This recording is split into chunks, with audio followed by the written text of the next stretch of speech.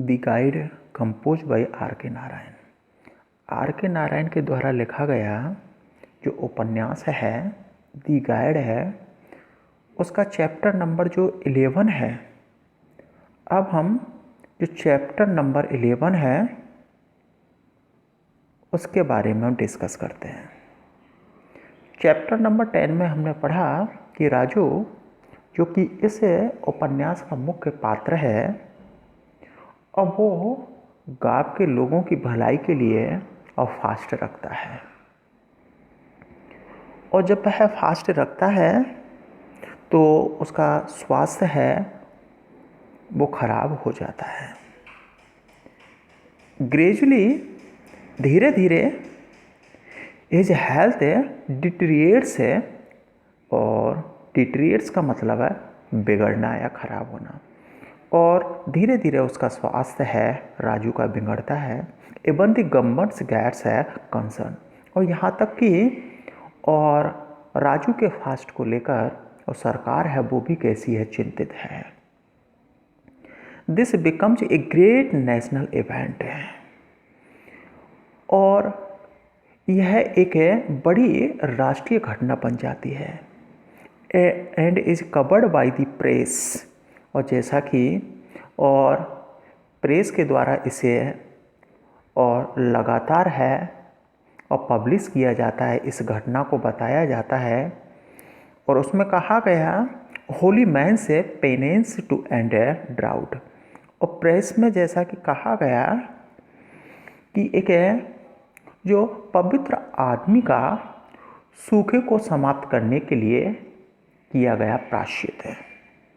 Holi mains penance प्रायश्चित to and drought, कि अकाल है उसको समाप्त करने के लिए एक पवित्र और व्यक्ति का प्रायश्चित। और इस नाम से क्या है कि जो प्रेस है उसमें ये घटना पब्लिश हुई। An American film maker also comes to interview him, और एक अमेरिकन फिल्म मेकर था जो कि राजू का और इंटरव्यू लेने के लिए आया। The 11th day of the fast, और फास्ट के 11वें दिन। He looks very feeble, frail, emaciated, और हम देखते हैं कि वह बिल्कुल ही फीबल, कमज़ोर है, और फ्रेल और एमेसिएटेड, और वो बिल्कुल ही कैसा दिखाई दिया कि कमज़ोर है, दुबला पतला दिखाई दिया। His life is in Periyar, Periyar का मतलब है डेंजर, उसका जीवन कैसा था, खतरे में था। And he is suggested to have a glucose, और उसे सुझाव दिया गया कि ग्लूकोज लेने का सुझाव दिया गया। वट ही रिफ्यूज, परंतु राजू ने और मना कर दिया। Swami Raju desires to be carried to the river, और राजू की इच्छा थी कि उसे नदी पर ले जाया जाए। वेयर, जहाँ ही स्टैंड इन नी और डीप वाटर, और जहाँ बह और घुटनों तक के पानी में और ले जाया गया। With the support of 2 person, 2 लोगों की सहायता से वह घुटनों तक गहरे पानी में ले जाया गया। ई सर्च से हिज आइस, उसने अपनी आंखें बंद कर ली। टर्न टूवर्ड्स द माउंटेन, और पर्वत की ओर वह मुड़ जाता है। मर्टर्स हिज प्रेयर्स, और प्रार्थना करता हुआ और बुदबुदाता है। And after some times open his eyes, और कुछ समय पश्चात वह अपनी आंखों को खोलता है, और सेज वो कहता है it's raining in the hill. Last, उसके लास्ट वर्ड क्या थे? इट्स रेनिंग इन दी हिल। वो कहता है कि पहाड़ों में से बरसात हो रही है। आई can feel it coming under my feet. वो कहता है कि इस बरसात को मैं अपने और जो पैर हैं अपने पैरों के नीचे और महसूस कर सकता हूँ। अप माई फीट, और मेरी टांगों तक है। देन फॉल अनकॉन्शियस, और ऐसा कहकर अब वह बेहोश हो गया।